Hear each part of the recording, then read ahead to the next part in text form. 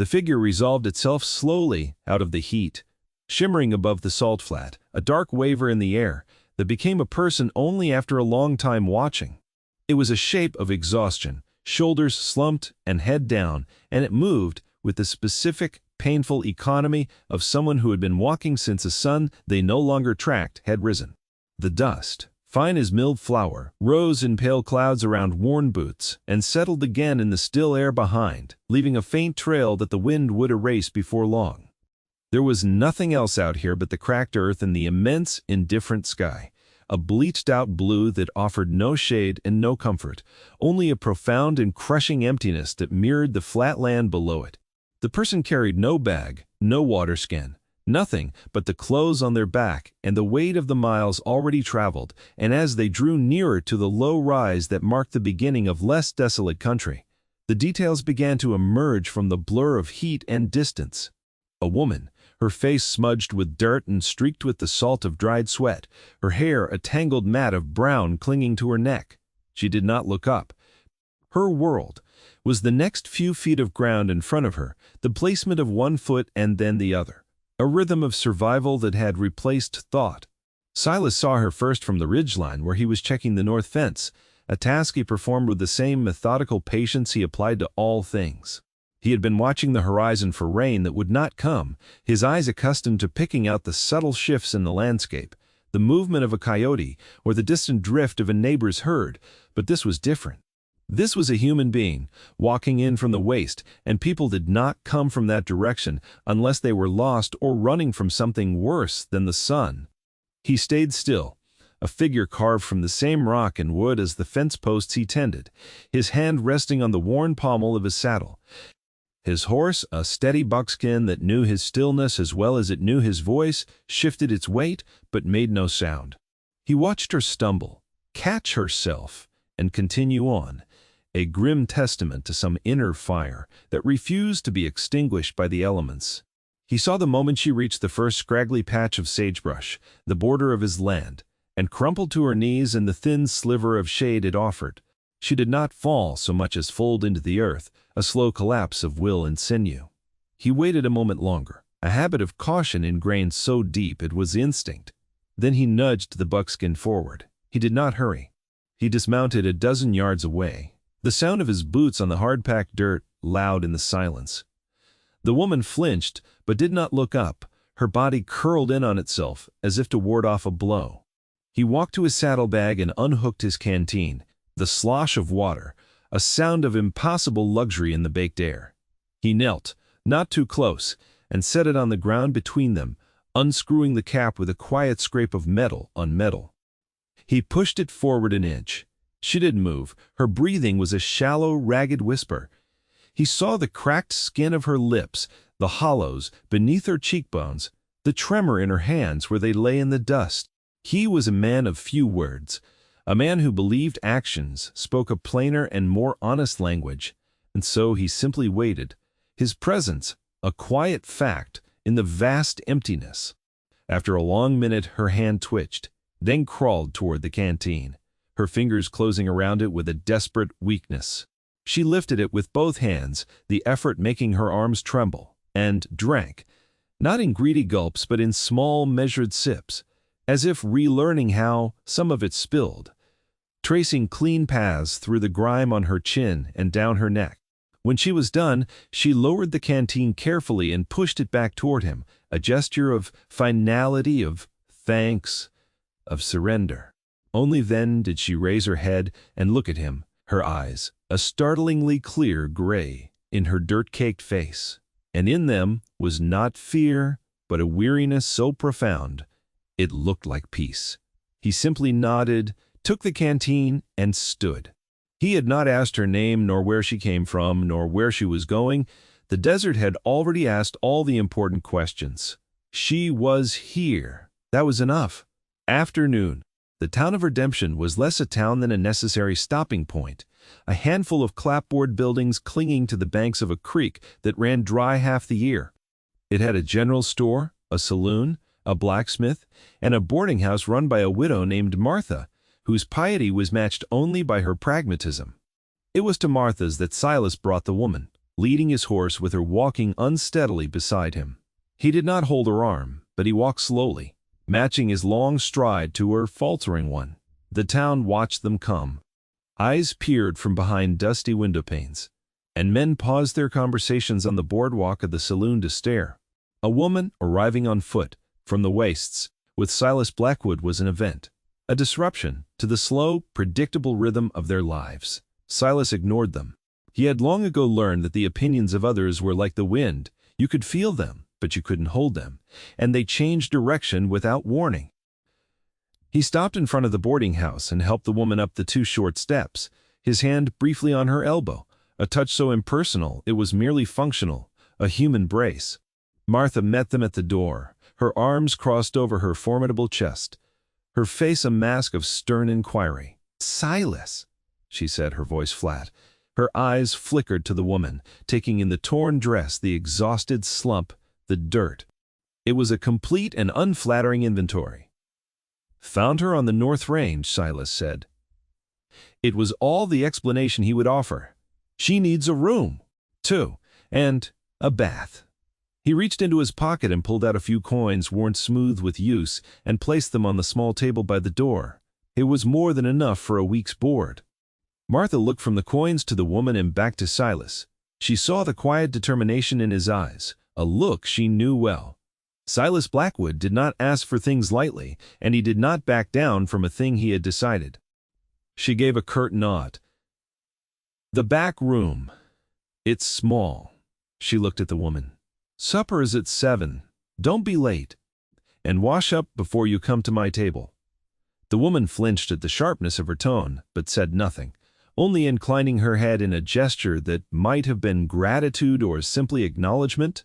Silas turned to leave. His business concluded, he paused at the top of the steps. "Her name is Alara," he said, his back to them. He had not asked. The name had come to him on the long walk back, a word that felt like it fit the gray stillness of her eyes. He did not know if it was right, but it was a name, and a person deserved a name. Then he walked away, leaving the 2 women alone on the porch, the silence between them thick with unspoken judgments. That night, the dining room at Martha's boarding house was the town's unofficial social hub, a place where news was traded over plates of stew and cornbread. The long table was occupied by the usual boarders, 2 ranch hands from the Miller spread, a traveling surveyor charting claims for the railroad, and an old prospector whose dreams had long ago turned to dust. Tonight, however, there was a guest of honor, which was why Martha had used the good tablecloth. Marcus Thorne, who owned the largest ranch in the valley and held the mortgage on half the businesses in town, was dining with them. He did it once a month, a calculated gesture of fellowship that was really an exercise in power, a reminder of who held the reins. Thorne was a man whose civility was a weapon, his smile a thin veneer over a core of cold transactional cruelty. He liked order. He liked to see people in their proper places.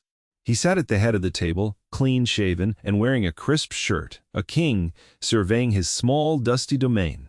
The others were already seated when Alara entered the room. She was clean now, her hair damp and combed, wearing a simple gray dress Martha had loaned her. The dress was too large, hanging on her thin frame, but it was whole and without stain.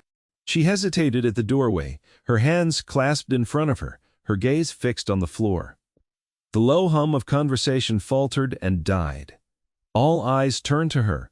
She was a curiosity, a piece of driftwood washed up from an unknown sea. Thorne watched her, a small, amused smile playing on his lips. He made a show of continuing his story, gesturing with his fork. But his eyes never left her. He was enjoying her discomfort, savoring it like a fine wine. Martha came in from the kitchen, carrying a heavy tureen of stew, and set it on the table. "Find a seat," she said to Alara, her voice impatient, as if the girl's hesitation were a personal affront. There was only one empty chair. It was at the far end of the table next to the old prospector, the seat no one ever wanted. But Thorne was not finished with his little display. He held up a hand, a gesture of magnanimous authority. Now, Martha, let's not rush our new arrival." He gestured to the ranch hands. "Jed, you sit here." Samuel next to him. He rearranged the seating with quiet, polite commands, moving people around like chess pieces, his voice smooth and pleasant. Each move was small, logical, but with every person he seated, the single empty chair was pushed further into isolation.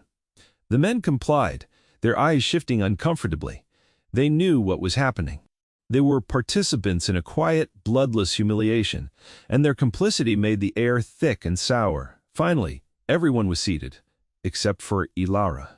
She stood alone by the door, the last one left, with no place set for her, no chair offered. The table was full. Thorn leaned back in his chair, the picture of a gracious host. He looked at her, his smile widening slightly. "It seems we are out of room," he said, his tone one of mock regret. "A shame." The silence that followed was heavy, broken only by the ticking of the mantel clock. The men stared at their plates. Martha stood frozen by the stove, her face grim. They were all witnesses. They were all silent. But one man was not yet seated. Silas Blackwood had entered the room just as Thorn had begun his cruel game. He had not gone to the table. He stood by the wall near the fireplace, his arms crossed, his face unreadable. He had watched the entire performance without a word, his stillness a counterpoint to Thorn's smooth manipulations. Now in the suffocating silence he moved. He walked to the end of the table, his steps measured and deliberate. He picked up the empty chair that had been pushed against the wall. "Thurko." He carried it to the head of the table, directly across from Thorn, and set it down with a soft, definitive thud. He did not look at Thorn. He looked at Ilara. "Ma'am," he said, his voice low and clear, cutting through the tension. He pulled the chair out for her. He would not sit. Not until she did. Thorn's smile tightened, the amusement in his eyes turning to cold anger. This was not part of his script. This was a challenge, a quiet, immovable object placed in the path of his will. The room held its breath. Ilara looked at Silas, her gray eyes wide, with a mixture of shock and something else, something that might have been a flicker of hope. She took a hesitant step forward, then another. She walked the length of the table, the gazes of the other men following her like a physical weight, and sat in the chair Silas held for her. He pushed it in gently. Only then did he walk to the empty space beside her, pull up another chair from against the wall, and sit down himself. He had made a place for her. He had made a place for himself beside her.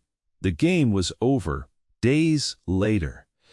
The incident at the dinner table did not result in violence or overt confrontation, for that was not Thorn's way. His power lay in suggestion, in the slow application of pressure, in making life difficult for those who displeased him. The day after the dinner, the blacksmith suddenly found he was too busy to shoe Silas's horse. The next day, the general store was mysteriously out of the specific brand of coffee Silas always bought. Small things, petty, inconveniences designed to remind him of his place, to isolate him. Silas met each slight with the same stoic indifference. He shod his own horse, a skill he had learned long ago. He drank chicory instead of coffee. He was a man accustomed to making do, to relying on no one but himself. And Thorn's campaign of small cruelties was like throwing pebbles against a mountain. It made a noise, but it did not move the stone. The pressure on Ilara was more direct. Martha, influenced by Thorn's displeasure and the town's general suspicion, became colder, her instructions more abrupt. The other boarders avoided Ilara's eyes, leaving the table as soon as she sat down. She was a ghost in the house, a presence to be endured but not acknowledged. She bore it all with a quiet, unnerving stillness.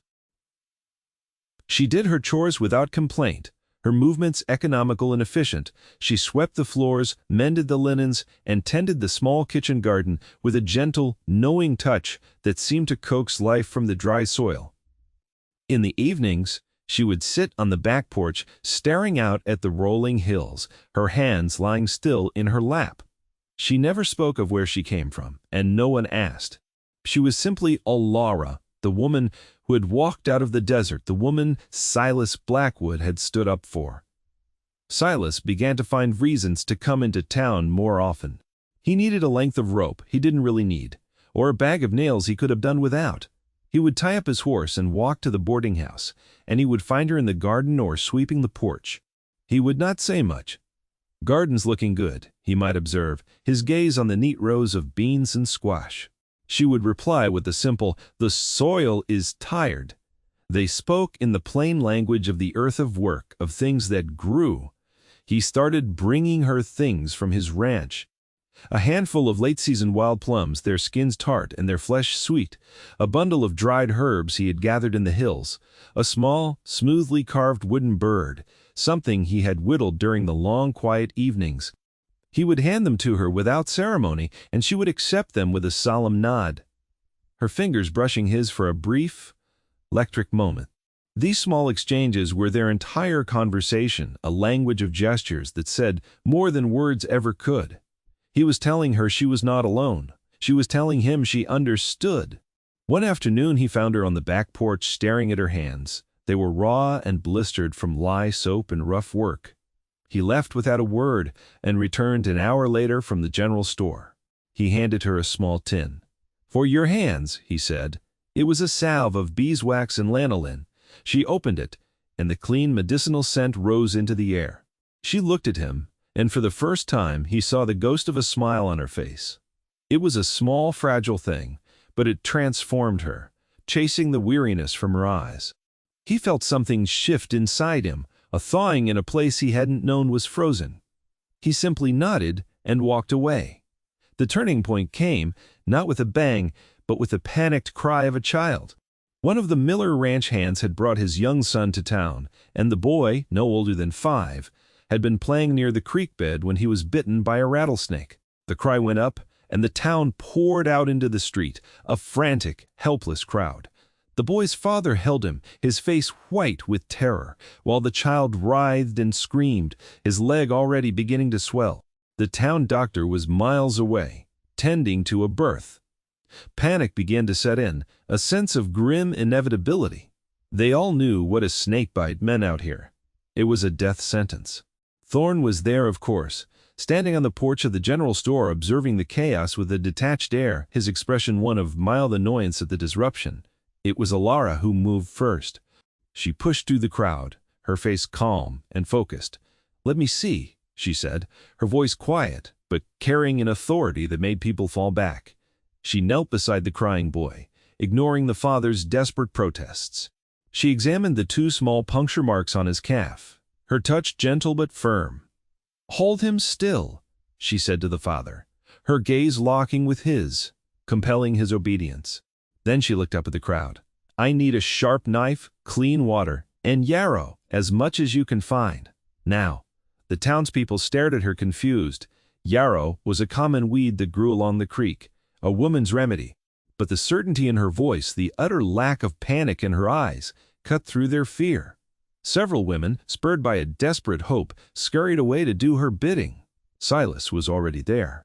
He had seen her move, and he was at her side, offering his pocket knife, its blade wiped clean on his shirt. She took it, without a word. While they waited, she spoke to the boy in a low, soothing murmur, her voice a gentle current beneath his frightened sobs. When the water and the yarrow arrived, she went to work with a startling competence. She made 2 small, shallow cuts over the bite marks, just enough to let it bleed freely, then washed the wound thoroughly. She crushed the yarrow leaves and stems into a thick, green poultice and packed it tightly against the bite, binding it with a strip of cloth torn from her own apron. "It will draw the poison," she explained to the anxious father, her voice steady, "and it will fight the fever." For the next hour she did not leave the boy's side. She sat with him on the dusty ground, changing the poultice, bathing his face with cool water, and murmuring to him. The crowd watched in hushed silence, their skepticism slowly turning to awe. This strange, silent woman, this outcast, possessed a knowledge they did not. She held a life in her hands, and she did not flinch from the responsibility. Thorne watched from the porch, his arms crossed, a frown creasing his brow. This was another thing that was not in his script. The woman he had tried to humiliate was now the center of the town's terrified attention. Her quiet skill a direct challenge to the established order of things, an order where he was the one with all the answers. Slowly, miraculously, the boy's crying subsided. The swelling in his leg seemed to lessen, the angry red color fading from its edges. By the time the sun began to set, he had fallen into a deep, peaceful sleep, his breathing even. Alara felt his forehead.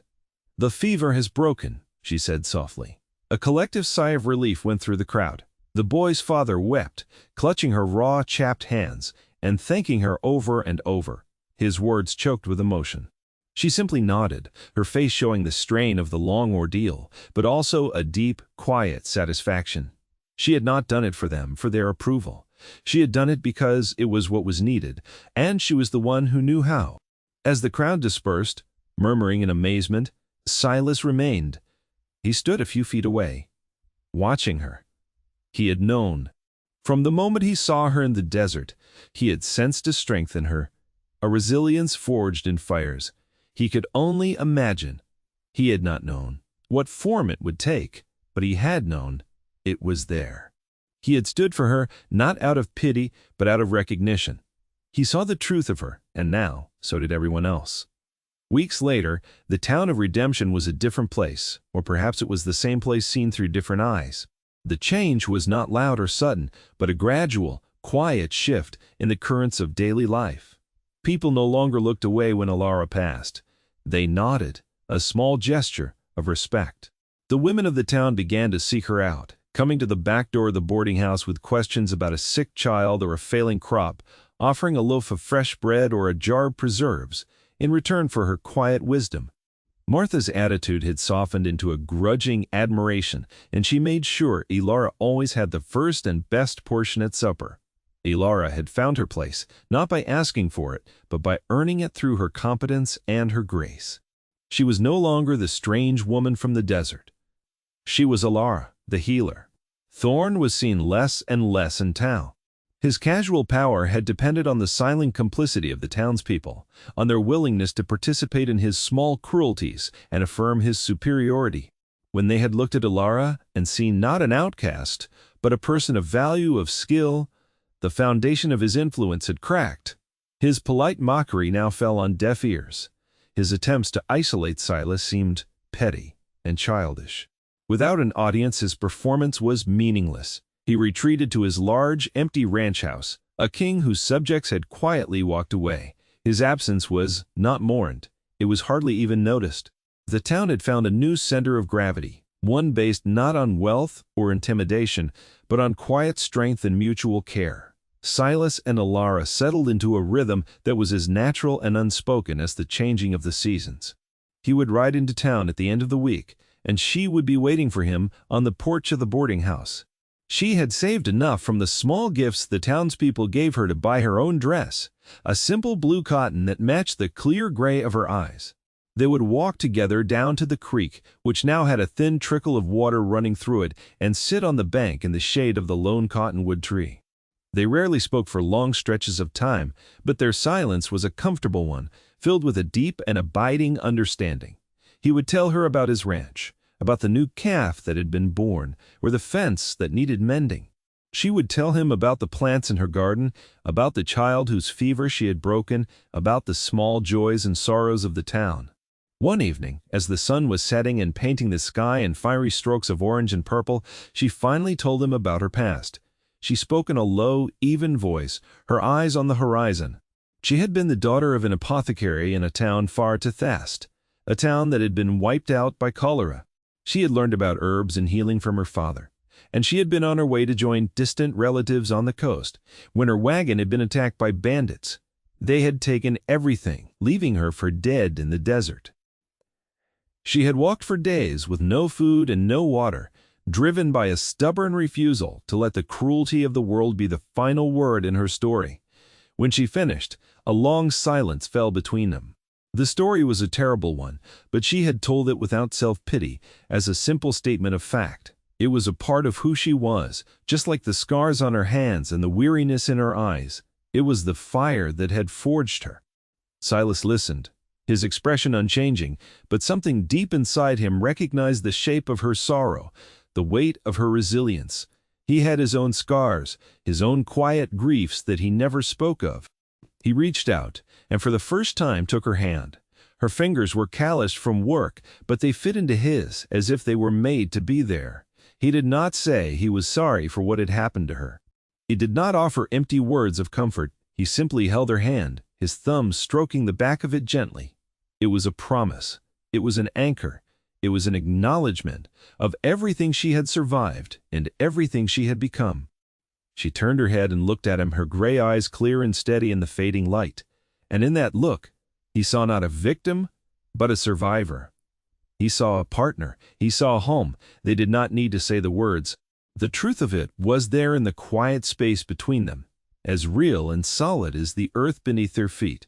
The sun dipped below the horizon, and they sat together in the gathering twilight, two solitary people who had found in each other a place to finally be still. They had found a quiet triumph, a dignity restored, not by victory in a fight, but by the simple, powerful act of refusing to let another person be erased. He had stood for her, and now they stood together. Thank you for being here with me for this story. It's a quiet one, about the kind of strength that doesn't shout its own name. It's about the small choices we make that define us, not for an audience, but for ourselves. That single moment, when one person refuses to participate in a cruelty, can change everything. It can remind us that dignity isn't something that can be given or taken away by others. It's something we claim for ourselves and for each other. My question for you is this: when have you seen a small act of decency change the feeling of an entire room? A quiet word, a simple gesture that stood against the tide and reminded everyone of their better selves. I'd love to read about it in the comments below. These stories matter. They remind us of the good we're all capable of. If you found some value in this story today, I hope you'll consider liking this video and subscribing to the channel. It helps more than you know, and it allows me to keep sharing these moments with you. Until next time, be well and look for the quiet strength in yourself and in those around you.